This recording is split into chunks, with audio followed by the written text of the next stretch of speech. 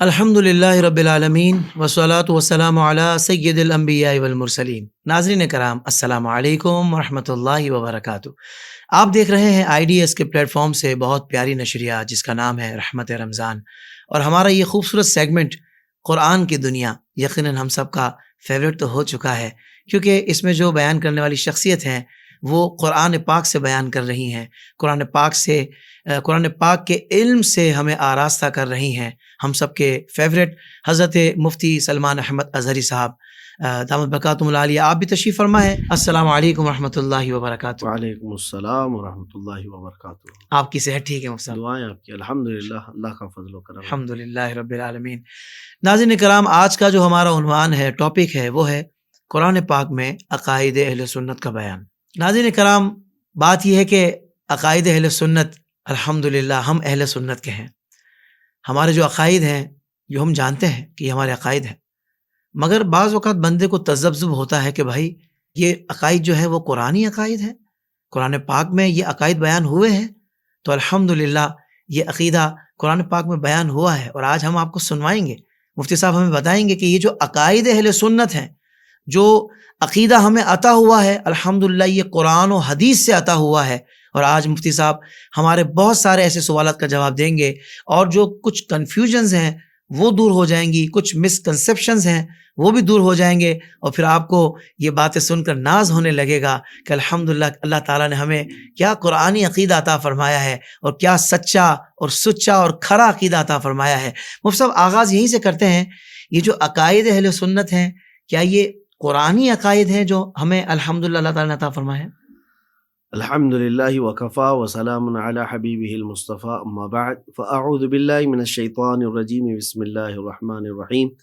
اللہم صل علی سیدنا محمد وآلہ وصحبہ وبارک وسلم صلاۃ دائمۃ سرمدا ابدا۔ یہ ایک عجیب سا سوال ہے کہ کیا قرآن پاک میں عقائد اہل سنت ہے، بلکہ سوال اس طرح سے ہو ہی نہیں سکتا۔ جو قرآن پاک کے عقیدے ہیں، جو قرآن پاک میں ہیں، وہی عقائد اہل سنت ہے۔ کیا کہنے ہیں مفتی صاحب، واہ واہ۔ یہ کوئی الگ سے بنی ہوئی جماعت اور پھر اس کے عقائد قرآن پاک میں ڈھونڈے، ایسا نہیں۔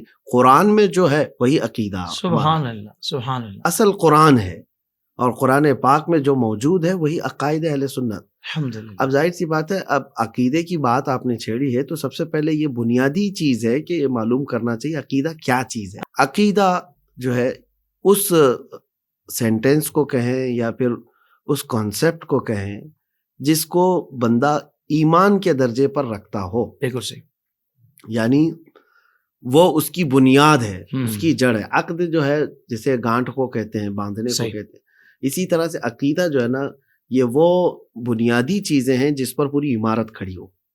دوسرا نام ضروریات دین بھی کہہ سکتے ہیں۔ ظاہر سی بات ہے، ضروریات دین بھی ہیں، یعنی جو بنیاد ہیں، جو بنیادی جس پر پوری عمارت آپ کی کھڑی ہے، واہ وہ عقیدہ ہے۔ تو اب ظاہر سی بات ہے کہ عقیدہ آدمی کوئی پیدا نہیں کر سکتا۔ اللہ تبارک و تعالیٰ نے ہمیں یہ پوری عمارت بنا کے دی ہے، تو اس کے بنیادیں رب تبارک و تعالیٰ کے بنائے ہوئے ہی اصولوں پر ہوگی۔ صحیح۔ تو عقیدہ جو ہے قرآن پاک کا ہی ہوگا۔ اب اہل سنت و جماعت الحمدللہ، آپ کے پوچھنے کا ہو سکتا ہے یہ نظریہ ہو کہ کچھ چیزوں کو لے کر کے، یا جیسے ہمارے معمولات کو لے کر کے کچھ لوگ یہ کہتے ہوں کہ یہ ان کا عقیدہ ہے، یہ قرآن میں نہیں ہے، فلاں جگہ۔ دیکھیں، وہ اکثر گمراہ ایسے لوگ ہیں جو عقیدے اور معمول میں فرق نہیں سمجھتے۔ بالکل صحیح۔ عقائد اور چیز ہیں، معمولات اور چیز ہیں۔ بہت اچھا، ہم آئیں گے اس پر، معمولات اہل سنت پر، لیکن ابھی آپ نے عقائد کی بات کی ہے، تو عقائد، بیسک عقائد یہ ہے کہ اللہ تبارک و تعالیٰ پر یقین رکھنا، اس کے فرشتوں پر یقین رکھنا، اس کے نبیوں پر یقین رکھنا، اس کے کتابوں پر یقین رکھنا، اور قیامت کے دن پر یقین رکھنا، اور پھر تقدیر پر یقین رکھنا، اور مرنے کے بعد دوبارہ زندہ ہونے پر یقین رکھنا۔ یہ بیسک عقیدہ ہے، بالکل صحیح، جس کو ایمان مفصل کہا گیا ہے۔ واہ 7 چیزوں پر یقین رکھنے کا نام ایمان ہے، اور یہ عقیدہ ہے، اور یہ قرآنی عقیدہ ہے۔ صحیح۔ اور یہی اہل سنت و جماعت اس کو تسلیم کرتے ہیں، بلکہ اسی پر چلتے ہیں۔ اللہ تبارک و تعالیٰ کے متعلق عقائد اور پھر تفصیلات آ جاتی ہیں اس میں، پھر فرشتوں کے متعلق عقیدہ، اس میں تفصیلات آ جاتی ہیں۔ اب مثال کے طور پر بیسک اتنا بیان ہوا ہے کہ اللہ پر ایمان لانا ہے، تو اللہ پر ایمان لانے کا مطلب کیا ہے؟ اب عقیدے میں اس کی تفصیلات یہ ہوں گی. اللہ کو ماننے کا مطلب یہ ہے کہ اللہ کو ایک مانو, صحیح. وہ وحدہ لا شریک ہے, اس کے ساتھ کوئی شریک نہیں. اس کو بے عیب ماننا ہے. یہ نہیں کہو گے کہ ہاں میں خدا کو تو مانتا ہوں لیکن اس کے ساتھ کبھی جھوٹ بھی ہوگا, ظلم بھی ہوگا, تو تم نے خدا کو ہی نہیں مانا ہے پھر. تو خدا کو نہیں تسلیم کیا آپ نے. اب عقیدے میں یہ تفصیلات آئیں گی کہ ماننے کا کیا مطلب ہے, تو آپ کو ان تفصیلات کے ساتھ ہی ماننا ہوگا, جس کو ہم کہتے ہیں نا ایمان مجمل. آمنت باللہ کما ہوا باسمائہ و صفاتہ, میں اللہ تبارک و تعالیٰ پر ایمان لایا ویسے جیسے اس کی ذات و صفات ہیں, سبحان اللہ, اس کے جیسے اسما ہیں, یعنی اس کی جتنی صفات ہیں ویسے ہی میں خدا کو مان رہا ہوں. بہت اچھے. اب اس کو میں اگر ظاہری طور پر بتاؤں, برف کیا چیز ہے؟ برف ٹھنڈا ہوتا ہے گرم ہوتا ہے؟ ٹھنڈا ہوتا ہے. ٹھنڈا. آپ کہتے ہیں میں برف کو تو مانتا ہوں لیکن وہ گرم ہوتا ہے, تو ہم آپ کو کیا کہیں گے, آپ برف کو مانے ہی نہیں, کیونکہ اس کا لزوم ہے ٹھنڈا ہونا, اس کے ساتھ لازم ہے, وہ ٹھنڈک اس سے الگ نہیں ہو سکتی. کیا بات ہے. تو عقیدے جو ہے نا, وہ عقیدہ یہی ہے کہ اللہ تبارک و تعالیٰ کو ماننے کے متعلق جتنی تفصیلات ہوں گی ان تفصیلات کے ساتھ اللہ تعالیٰ پر ایمان رکھنا ہے. صحیح. اسی طرح فرشتہ آپ کہتے ہیں ہم مانتے ہیں, لیکن فرشتوں میں لڑکے ہوتے ہیں, لڑکیاں ہوتی ہیں, شادیاں ہوتی ہیں, کھانے پینے ہوتے ہیں, تو پھر آپ نے فرشتوں کو نہیں تسلیم کیا ہے. تو عقیدہ جو ہے اہل سنت و جماعت کا, وہ تشریح کر کے آپ کو پھر بتائے گا کہ یہ عقیدہ کون سا ہے. صحیح.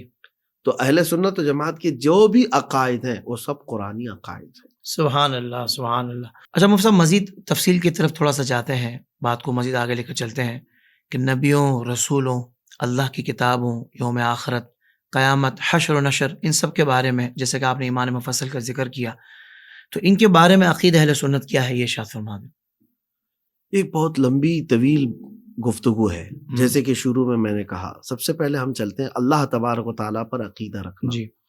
اللہ کے متعلق جو ایمان رکھنا ہے, آپ کو عقیدہ رکھنا ہے, وہ یہ ہے کہ اللہ بے نیاز ہے, وہ ایک ہے, اس کے ساتھ کوئی شریک نہیں, ہر عیب سے پاک ہے, اور اپنے کسی بھی حکم میں, کسی بھی معاملے میں کسی کا محتاج نہیں. یہ سب تفصیلات ہیں. صحیح. رب تبارک و تعالیٰ, اس کے ساتھ ہی وہ جسم و جسمانیت اور مکان و مکانیت سے پاک ہے. اس کے لیے آپ کوئی خاص مکان نہیں بنا سکتے کہ اللہ یہاں ہے, اللہ وہاں ہے. اللہ تبارک و تعالیٰ کا جسم ایسا ہے, جیسے کچھ فرقے پیدا ہوئے جن کو مشبہ کہا جاتا ہے, مجسمہ کہا جاتا ہے, تشبیہ بھی دیتے ہیں وہ قرآن پاک کے ہی ذریعے سے. ہاں, وہ کہتے ہیں اللہ تبارک و تعالیٰ کی پنڈلیاں, اللہ تعالیٰ کے ہاتھ, اللہ کی آنکھ, اللہ تبارک تعالیٰ کرسی پر بیٹھتا ہے. یہ تمام چیزیں جو جن لوگوں نے کی ہیں وہ اہل سنت و جماعت سے ہٹے ہوئے. عقیدہ اہل سنت و جماعت اللہ تبارک و تعالیٰ کو ماننے کے سلسلے میں یہ ہے, وہ ہر طرح کے جسم و جسمانیت سے پاک ہے, وہ بے نیاز ہے. اب جیسے ظلم اور عیب یا جھوٹ, دغا بازی, یہ تمام چیزیں جو بھی برائی ہو سکتی ہے ان میں سے ہر ایک سے وہ اللہ تعالیٰ پاک ہے. اچھا, یہاں پر بھی کچھ لوگ گمراہ ہوئے ہیں, وہ عقیدہ اہل سنت سے ہٹے ہوئے ہیں. بعض نے کہا ہے کہ اللہ تبارک و تعالیٰ جھوٹ بولتا نہیں, لیکن جھوٹ بولنے پر قدرت رکھتا ہے. تحت قدرت مان رہے ہیں کہ یعنی جھوٹ بولتا نہیں ہے. اب اس کو دلیل میں کیا لاتے ہیں, ان اللہ علی کل شیء قدیر, بے شک اللہ تعالیٰ ہر چیز پر قادر ہے. تو چیز تو جھوٹ بھی ہوئی نا, ظلم بھی تو چیز ہے, چوری بھی تو چیز ہے, تو قدرت تو رکھتا ہے لیکن کرتا نہیں. معاذ اللہ, یہ بھی عقیدہ اہل سنت سے ہٹا ہوا عقیدہ. اہل سنت و جماعت کا عقیدہ اس آیت کے ترجمے میں ہی آ جاتا ہے کہ تم کہتے ہو ان اللہ علی کل شیء قدیر, بے شک اللہ ہر شے پر قادر ہے, تو ترجمہ اتنا ہی مت کرو, ہر اس ممکن شے پر قادر ہے جو اس کی شان کے لائق ہے. کیا خوبصورت بات ہے, واہ واہ واہ واہ. ہر ممکن شے پر جو اللہ تبارک و تعالیٰ کی شان کو زیب دیتی ان چیزوں پر قادر ہے وہ. اور باقی یہ ظلم, دغا, جھوٹ, فساد, چوری, یہ تو اس کے تحت قدرت بھی نہیں ہے. وہ اللہ تبارک و تعالیٰ کی ذات کے تحت آنا ان کے لیے محال ہے, پاسبل ہی نہیں. تو آپ سمجھ رہے ہیں کہ عقیدہ اہل سنت کہاں ہے. واہ واہ. یہ تو ابھی بات چل رہی ہے کہ صرف اللہ تبارک و تعالیٰ کی ذات و صفات کے سلسلے میں, اور تو آپ نے تو اتنا بڑا موضوع چھیڑا ہے کہ اس پر تو مارکت الآراء بحثیں ہوئی. جی, اس کی پوری ایک سیریز ہونی چاہیے, اتنا بڑا موضوع. تو سیریز تو ہونی چاہیے, لیکن آلریڈی جو سیریز چل چکی اس کا کیا ہے, جو علماء کے درمیان اور اولیاء اکرام کے درمیان جو فلاسفہ تھے, جو پہلے دور کے کلامیہ تھے, اس پر تو مناظرے ہوتے تھے. صحیح. بڑے بڑے کہ صفات الہیہ ذات کا عین ہیں کہ غیر ہیں، وحدت الوجود کیا ہے، یہ وحدت الشہود کیا ہے، یہ تمام چیزیں جو ہے نا بحثوں کا ایک بہت بڑا معرکہ رہا ہے. لیکن عقیدہ اہل سنت و جماعت ہمیشہ اس میں درمیانی راستہ لے کر کے چلا ہوا محفوظ عقیدہ ہے جو صحابہ اکرام کا تھا اور رسول پاک صلی اللہ علیہ وسلم کا. سبحان اللہ. اچھا، میں اس کو تھوڑا سا اور بڑھا کر کے یوں کہتا ہوں کہ آپ نے سوال یہ کیا تھا کہ جو عقائد اہل سنت ہیں کیا یہ قرآنی عقائد ہیں. ہم نے کہا کہ ہاں، جو قرآن میں ہے وہی عقیدہ اہل سنت ہے. لیکن اب جیسے یہ تفصیلات میں نے بتائی، قرآن پاک میں اللہ تبارک و تعالیٰ کی وحدانیت کا ذکر ہے، اللہ پر ایمان لانے کا ذکر ہے، اور دیگر جو تفصیلات ہیں ذات اور صفات کو کیسے ماننا ہے کیسے نہیں ہے. اب میں کہہ رہا ہوں یہ عقیدہ اہل سنت ہے. آپ یہ کہیں گے یہ سب چیزیں کہاں ہیں قرآن پاک؟ جی، یہ سب چیزیں کہاں ہیں جو عقیدہ آپ بتا رہے ہیں؟ تو اب یہاں پر آپ کو معلوم کرنے کے لیے کہ کون عقیدہ اہل سنت پر ہے یا نہیں ہے، وہ معیار ہے صحابہ کی جماعت، بہت خوب. رسول اللہ کی سنت. سبحان اللہ. یہ معیار ہے. اب آپ کو دیکھنا ہوگا کہ حضور پاک صلی اللہ علیہ وسلم کی حدیث میں ملتی ہے کہ نہیں ملتی، صحابہ اکرام کے عمل میں ملتا ہے یا نہیں ملتا. تو دو چیزیں آپ کو دیکھنا ہے، حضور کی سنت اور صحابہ کی جماعت، اور ان دونوں کو جو لے کر کے چلا ہے نا اسی کو اہل سنت و جماعت کہا جاتا ہے. واہ واہ واہ واہ واہ، سبحان اللہ. رسول اللہ کی سنت اور صحابہ کی جماعت والے کو کیا کہتے ہیں؟ اہل سنت و جماعت. بس کیا کہنے حضرت، سبحان اللہ، دل خوش ہو گیا. تھوڑی سی چیزیں تو ہمیں بتانی پڑیں گی. عقیدہ اہل سنت کیا ہے؟ صحیح. فرشتہ کون ہے؟ وہ بعض لوگوں نے، یہ نیچریوں نے، چکڑالویوں نے یہ کہا ہے کہ فرشتہ کوئی چیز نہیں ہے، وہ صرف نیکی کی قوت کا نام ہے جو قرآن پاک میں آیا ہے. اور شیطان بھی کوئی چیز نہیں ہے، شیطان ایک برائی کی قوت کا نام ہے. عقیدہ اہل سنت و جماعت فرشتوں کا وجود ہے، وہ ایک نوری مخلوق ہے. بالکل صحیح. واہ واہ. اور بس یہ ہے کہ وہ ان میں مرد یا عورتیں نہیں، ان میں شادی بیاہ نہیں، ان میں شہوت کا حصہ رب تعالیٰ نے نہیں رکھا جس سے وہ گناہوں کا سوچ بھی سکے. صحیح. تو یہ فرشتوں کے متعلق ہے. کتابوں کے متعلق بھی عقیدہ اہل سنت یہ ہے کہ یہاں بہت سارے ابھی نئے آئیں گے اور گمراہ کریں گے کہ اللہ تبارک تعالیٰ کی تو اور بھی بہت ساری کتابیں ہیں. تورات ہے، انجیل ہے، زبور ہے، اور اس سے پہلے جو ہے آدم علیہ السلام کے صحیفے، ادریس علیہ السلام کے صحیفے، ابراہیم علیہ السلام کے صحیفے، یہ سب بھی تو کتابیں ہیں. کل آسمانی کتابیں جو نازل ہوئی وہ 104 کی تعداد میں، اور 4 تو مشہور ہیں جو میں نے ابھی ذکر کیا. آخری کتاب ہے قرآن مقدسہ. لیکن اب عقیدہ اہل سنت کیا ہے؟ جو صحابہ کا عقیدہ، تابعین کا عقیدہ، وہ کیا رہا ہے؟ ان سب کتابوں پر ایمان تو ہے ہمارا کہ اللہ کی کتابیں ہیں، آئی تھی، اتری تھی، لیکن اب جو ہے وہ کتابیں غیر محفوظ ہیں. صحیح. غیر محفوظ ہیں. اب ہم کو من و عن لفظ بلفظ کسی چیز کو تسلیم کرنا ہے تو وہ صرف قرآن مقدسہ ہے. بالکل ٹھیک ہے. وہ آخری کتاب ہے. اور رسولوں اور نبیوں کے بارے میں عقیدہ اہل سنت یہ ہے کہ وہ معصوم ہیں. اللہ تبارک و تعالیٰ ان کو ہر چیز سے محفوظ رکھا ہے، برائیوں سے. اور اللہ کے وہ چنندہ بندے ہیں. نبوت جو ہے کسب سے نہیں ہے، وہ اللہ کی عطا سے دی گئی ہے. بے شک. اور ان کے متعلق یہ بھی عقیدہ ہمارا ضروری ہے کہ سب سے پہلے نبی آدم علیہ السلام اور سب سے آخری نبی محمد رسول اللہ صلی اللہ علیہ وسلم. سبحان اللہ. کہ یہ ہم کو عقیدہ رکھنا ہے. اور یہ دونوں قرآنی عقیدے ہیں. بعض یہ کہتے ہیں کہ سب سے پہلے نبی آدم علیہ السلام، یہ کہاں ہے قرآن پاک میں ہے؟ ان اللہ اصطفى آدم و نوحا و آل ابراہیم و آل عمران علی العالمین. تو یہ سورہ آل عمران کی آیت جہاں شروعات سب سے پہلے اللہ تعالیٰ نے آدم علیہ السلام سے فرمایا، اور آدم علیہ السلام کو چنا گیا ہے. تو پہلے نبی بھی ہیں، پہلے انسان بھی ہیں، اور آخری نبی محمد صلی اللہ علیہ وسلم. یہ تو بنیادی عقیدے ہیں. ما کان محمد ابا احد من رجالکم ولکن رسول اللہ وخاتم النبیین. دیکھیں یہاں پر جو حضور کے ختم نبوت کا انکار کریں گے پھر وہ ہٹ گئے. وہ صرف عقیدہ اہل سنت سے نہیں ہٹے. اچھا، یہاں پر مجھے یہ تشریح کر دینی چاہیے تھی کہ اہل سنت و جماعت کا عقیدہ آپ قرآنی عقیدہ کہہ رہے ہیں، بلکہ میں یہ کہنا چاہوں گا پورے اسلام کے عقیدے کو ہی اہل سنت کا عقیدہ کہا جاتا ہے. بالکل صحیح. واہ واہ واہ. اسلام ہی وہ ہے جو اہل سنت و جماعت. بالکل ٹھیک ہے. اہل سنت و جماعت کے جو عقائد ہیں وہ پورا اسلام ہے. بے شک. تو اب ختم نبوت کا انکار کرنے والے کو یہ نہیں کہا جائے گا کہ اہل سنت و جماعت سے ہٹا ہوا ہے، بلکہ کیا کہا جائے گا؟ اسلام سے ہٹا ہوا. اسلام سے ہی ختم ہو گیا. صحیح. تو عقائد اہل سنت و اسلام کے عقائد. تو رسولوں کے متعلق یہ عقائد ہو گئے. پھر قیامت کے دن کے متعلق ہے، اس کے بھی مخصوص عقیدے ہیں کہ قیامت کو آپ کو ماننا ہوگا. ایک دن آئے گا جو روز جزا کا ہوگا، اور اس کے آنے کے جو طریقے کیفیات بتائی گئی وہ احادیث کریمہ میں موجود ہے. قیامت کس طرح سے آئے گی اور کیا کیا واقعات ہوں گے اور اس کے بعد کیا ہوگا، یہ سب. اور اس پر ہمارا ایک تفصیلی پروگرام بھی ہے. جی بالکل. اب اس کے بعد تقدیر پر یہ بھی عقیدہ رکھنا ہے آپ کو کہ دنیا میں جو کچھ بھی اچھا یا برا ہے یہ من جانب اللہ ہے، اللہ کی طرف. صحیح. اور مرنے کے بعد دوبارہ زندہ ہونے پر بھی یقین رکھنا ہوگا آپ کو اٹھایا جائے گا. تو یہ بھی عقیدہ ہے، یہ عقیدہ اسلام کا عقیدہ ہے. لیکن یہاں پر یہ سمجھ کر کے چلیں کہ مرنے کے بعد دوبارہ زندہ ہونے کا مطلب یہ نہیں ہے جو کچھ کفار و مشرکین یہ رکھتے ہیں کہ دوسرا جنم ہو جائے گا ہمارا. کچھ 7 جنم کا بھی کانسیپٹ لے کر کے چلتے ہیں، پورن جنم اس کو کہا جاتا ہے ہمارے یہاں پر. اسلام کا وہ عقیدہ نہیں ہے. اسلام میں یہ ہے کہ مرنے کے بعد دوبارہ زندہ تو ہونا ہے، لیکن وہ قیامت کے دن ہے. صحیح صحیح. پھر دنیا میں تم جو ہے نا اب یہاں مرے اور پھر دوسرے دن کسی اور صورت میں پیدا ہو گئے، یہ والا عقیدہ نہیں ہے. تو یہ ہو گئے بنیادی عقیدے جس کے بارے میں آپ نے پوچھا. اور بھی بہت سارے عقائد ہیں جن پر اسلام کی پوری عمارت کھڑی ہے. صحیح صحیح. اور لوگوں کو میں یہ کہوں گا کہ یہ صرف ہمارے آدھے گھنٹے کے سیشن سے آپ پورے عقیدے نہیں سیکھ سکیں گے. ہر مسلمان پر فرض ہے کہ وہ اپنے عقائد کو سیکھے. فرض کی بات کر رہا ہوں میں. فرض ہے اور فرض بھی کفایہ نہیں، فرض عین ہے. فرض عین ہے کہ اپنا عقیدہ ہر بندے کو معلوم ہو کہ میں مومن ہوں تو میرے عقائد کیا ہیں. بالکل صحیح. اچھا حضرت، یہ بھی بڑا اہم ترین سوال ہے کہ نبی مکرم صلی اللہ علیہ وآلہ وسلم آپ امام الانبیاء ہیں، اللہ کے آخری نبی ہیں، آپ کے بعد کسی بھی قسم کا کوئی نبی نہیں آ سکتا.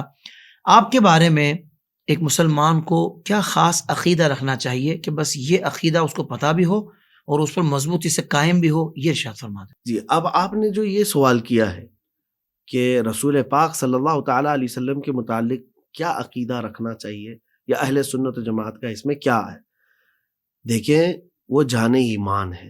واہ واہ. رسول پاک صلی اللہ تعالیٰ علیہ وسلم کے متعلق بیسک عقیدہ تو یہ ہے کہ وہ اللہ تبارک و تعالیٰ کے وہ محبوب رسول جو اول بھی ہیں آخر بھی ہیں، خاتم النبیین ہیں. اور بلکہ ایمان تو یہی ہے، ایمان یہی ہے بمصطفیٰ برساں خیش کے دی ہموز. واہ واہ واہ. اقبال نے کہا نا اپنے آپ کو رسول اللہ تک پہنچا دے، دین وہی ہے. اب رسول کریم صلی اللہ تعالیٰ علیہ وسلم کے متعلق جو عقائد ہیں وہ صرف اہل سنت و جماعت کے نہیں، پورے اسلام کے عقیدے کیا ہیں. رسول کو یہ تسلیم کرو آپ کہ وہ اللہ کے محبوب ہیں، آخری نبی ہیں، افضل الرسل ہیں، سارے نبیوں میں افضل ہیں.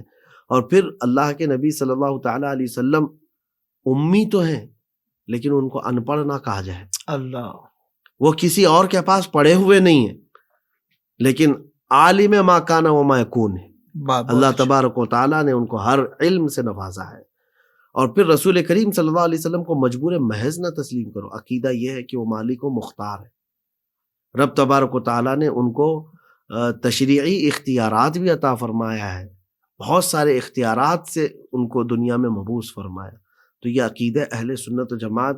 ساتھ میں یہ بھی ہے کہ وہ نبی کریم صلی اللہ علیہ وسلم غیب کا علم جانتے ہیں.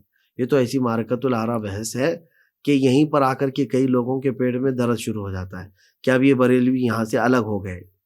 جبکہ علم غیب کو اگر وہ تھوڑا سینس کا استعمال کریں، بے شمار حدیثیں ہیں اور قرآن پاک میں بھی موجود ہے کہ رسول کریم صلی اللہ تعالیٰ علیہ وسلم کے مطابق وما هو علی الغیب بضنین، یہ رسول جو ہے غیب بتانے میں بخیل نہیں ہے.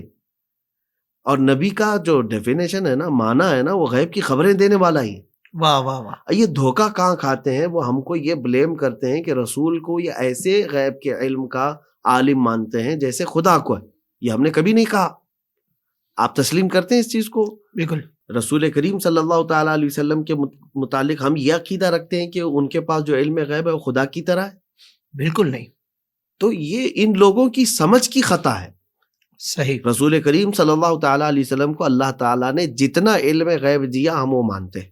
کیا بات ہے. واہ. اب ہم نے جتنا کہا ہے، اب یہ تمہاری ذمہ داری نہیں ہے کہ ناپتے ہوئے بیٹھو کہ اتنا دیا تھا، اتنا دیا تھا، کتنا دیا تھا. جب تمہیں اس بات کا مکلف بھی نہیں بنایا گیا اور نہ اس کا علم دیا گیا ہے تو تم رسول کے بارے میں یہ نہیں کہہ سکتے ان کو اس چیز کا علم ہے، اس چیز کا نہیں ہے.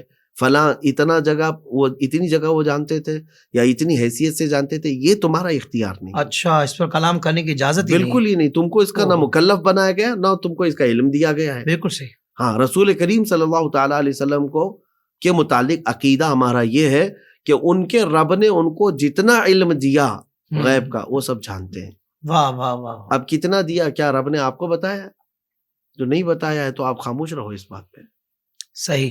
ہاں، بس اتنی بات ہے ہماری کہ اللہ تبارک تعالیٰ نے قرآن میں فرمایا وَعَلَّمَكَ مَا لَمْ تَكُنْ تَعْلَمْ، محبوب ہم نے آپ کو وہ ساری چیزوں کا علم دیا جو آپ نہیں جانتے تھے۔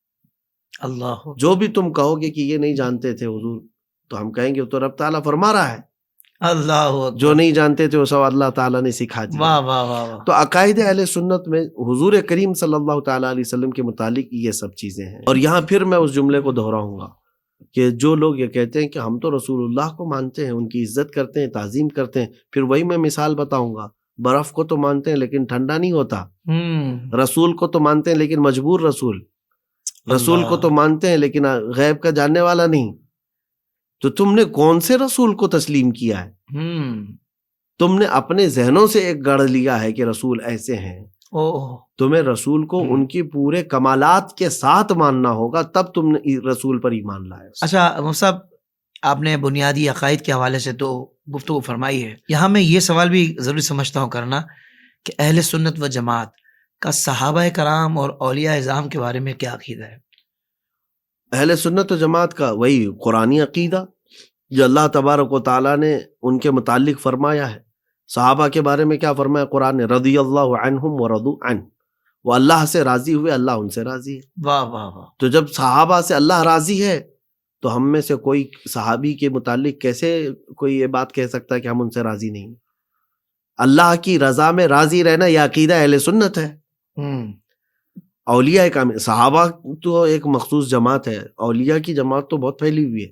اب یہاں پر مجھے رک کر کے بتانا ہوگا کہ فی زمانہ بہت سارے گمراہ جو ہے وہ صحابہ کی شان میں توہین کر کے بن رہے ہیں۔ اللہ، اب وہ ان کے مقامات میں جو ہے الگ الگ ان کو اپنی طرف سے مقامات اور درجات طے کرنے کی اپنے باتیں پیمانے پر تول رہے ہیں کہ یہ صحابی ایسے تھے، وہ صحابی ایسے تھے۔ دیکھو انسان تھے، وہ ان سے جو خطائیں اجتہادی ہوئی ہیں اس پر بحث کرنے کا مکلف آپ کو نہیں بنایا گیا، لیکن صحابہ اکرام کے بارے میں جب قرآن نے یہ کہہ دیا وَكُلًّا وَعَدَ اللَّهُ الْحُسْنَى، ان میں سے ہر ایک کے لیے اللہ، ان سب کے لیے اللہ تعالیٰ نے جنت کا وعدہ فرمایا۔ اللہ، تو آپ میں سے کسی کو کہنے کی اب مجال رہ گئی؟ تو صحابہ اکرام رضوان اللہ تعالیٰ علیہ مجمعین کے متعلق عقیدہ۔ اب یہ جو جذبات میں لا کر کے نوجوانوں کو جو بھڑکاتے ہیں نا جی، کہ یہ صرف صحابہ کی بات کرتے ہیں اور اہل بیت کو کھا جاتے ہیں، اہل بیت کے مقام کو نہیں بتاتے، میرے عزیز میں اپنے بھولے نوجوان کو کہتا ہوں کہ یہ ایسا تیر چلاتے ہیں تمہیں گمراہیت کی طرف لے جانے کے لیے، اہل سنت و جماعت سے ہٹانے کے لیے۔ اہل سنت و جماعت سے بڑھ کر کے اہل بیت کو کون تسلیم کرتا ہے؟ یہ کون کہتا ہے لی خمسۃ اطفی بہا حر الوباء الحاطمہ المصطفیٰ والمرتضیٰ وابناہما والفاطمہ؟ یہ کون کہتا ہے واہ کیا بات رضا اس چمنستان کرم کی، زہرا ہے کلی جس میں حسین و حسن پھول۔ اللہ اکبر۔ ہم تو وظائف میں ان کے نام لیتے ہیں، اہل بیت اطہار کی محبت ہمارے ایمان کا حصہ ہے، سبحان اللہ۔ لیکن یہ آج ایک شوشہ چھوڑا جاتا ہے کہ صحابہ کی بات کر رہے ہیں نا یہ تو اہل بیت کو یہ ڈیگریڈ کرتے ہیں۔ ایسا نہیں ہے، اہل بیت اطہار اور صحابہ اکرام یہ دونوں کی محبت کا نام ہی اہل سنت ہے۔ اہل سنت کا بیڑا پار اصحاب حضور نجم ہے اور ناؤ ہے اطرت رسول اللہ کی۔ سبحان اللہ۔ اولیاء اکرام کے متعلق بھی جو عقیدہ قرآن کا عقیدہ ہے وہی اہل سنت و جماعت کا ہے۔ اولیاء اکرام کے بارے میں ظاہر سی بات ہے آپ کے پوچھنے کا مطلب یہ ہو سکتا ہے جیسے کہ آج یہ کہا جا رہا ہے کہ یہ صرف باباؤں کے لوگ ہیں، جی، کہ یہ صرف اولیاء اکرام کے مزارات کے چکر لگانے والی جماعت ہے۔ تو اگر کچھ جہلا عمل میں خراب ہو گئے تو اس کا مطلب یہ نہیں ہے کہ وہ عقیدہ بھی ان کا ختم ہو گیا، خراب ہو گیا۔ کوئی چوری کرنے والا اگر چوری کرتا ہے تو اس کا مطلب یہ نہیں ہے کہ وہ کافر بھی ہو گیا ہے۔ عقیدہ جو اس کا بیسک تھا، اللہ تبارک تعالیٰ کو وحدہ لا شریک مانتا ہے، رسول رحمت صلی اللہ علیہ وسلم کو خاتم الانبیاء مانتا ہے، وہ چیز تو اس کے ساتھ ہے، عمل میں خراب ہو گیا ہے۔ تو اسی طرح اولیاء اکرام کے آستانوں کو دیکھ کر کے، یا کچھ عرس کی محفلوں کو دیکھ کر کے، یا کچھ مجمعوں کو جلسوں کو دیکھ کر کے، کچھ کتے اسی کام کے لیے بیٹھے ہوئے ہیں کہ پورے اہل سنت جماعت کو مطعون کر دیا جائے اور ان کی شبیہ بگاڑ کر کے پیش کی جائے، یہ دیکھو یہ کیا کیا ہو رہا ہے۔ اس طرح سے ان اعمال کو لے کر کے عقیدے پر حملہ نہیں کیا جا سکتا۔ صحیح، عقیدہ ہم سے پوچھیں، ہم بتائیں گے اہل سنت و جماعت کا عقیدہ کیا ہے۔ اولیاء کرام کو ہم نہ خدا مانتے ہیں اور نہ ہی ان کے اندر خدا کی صفات مانتے ہیں، ہم جو بھی انہیں مانتے ہیں اللہ کا محبوب مانتے ہیں۔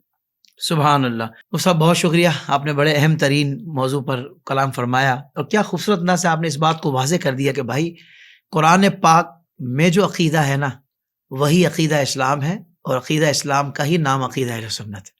کیا خوبصورت آپ نے حضرت آج بالکل واضح کر دیا۔ اللہ تعالیٰ آپ کو اس کی جزا عطا فرمائے، اور اگر آپ کو ایک آدھ مرتبہ پروگرام سن کر کچھ باتیں ابھی نہیں سمجھ آئی، ان کلیئر ہیں، تو دوبارہ سنیے، انشاءاللہ صرف یہ پروگرام ہی کلیئر کر دے گا۔ پھر کوئی بندہ کہیں سے بھی آ کر آپ کو گمراہ کرنے کی کوشش کرے گا نا، کچھ چیزوں کو دکھا کر سنا کر، تو آپ کہیں گے نہیں یہ ہمارا عقیدہ ہے ہی نہیں۔ الحمدللہ ہمارا عقیدہ بالکل واضح ہے، سچا ہے اور قرآنی عقیدہ ہے۔ انشاءاللہ عز و جل عقیدے پر مزید استقامت نصیب ہو جائے گی۔